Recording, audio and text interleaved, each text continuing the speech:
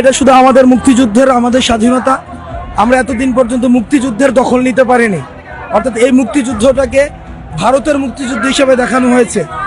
আজকেও দেখেছেন নরেন্দ্র মোদী স্ট্যাটাস দিয়েছে, এটা তাদের মুক্তিযুদ্ধ, তাদের অর্জন। হাসনাত আব্দুল্লাহরা ছোটবেলা থেকে বলিউডের সিনেমা, টলিউডের সিনেমা দেখতে দেখতে মানুষ হয়েছে। হাসনাত আব্দুল্লাহদের বাড়িতে এখনো বোধহয় ভারতেরই সবকিছু, ভারতের সিনেমা, ভারতের বেড কভার, ভারতের শাড়ি, ভারতের বডি লোশন, সবকিছু ভারতের। তো এই ভারতের একটা সিনেমা, সে সিনেমার একটা বিখ্যাত গান ছিল 90-এর দশকে, গোবিন্দার সিনেমা ছিল, তুঝে মির্চি লাগি তো মে ক্যা করু। তোমার ঝাল যদি লাগে তাহলে সেই ঝাল লাগার দায় কি আমার? 140 কোটি মানুষের ঝাল লেগেছে ভাই তোমাদের, সেই ঝালটা রসগোল্লা দিয়ে কমাবো না নলেন গুড় দিয়ে কমাবো, সেটা আমরা ঠিক করব। প্রধানমন্ত্রী নরেন্দ্র মোদী যেটা লিখেছেন, যেটা বলেছেন,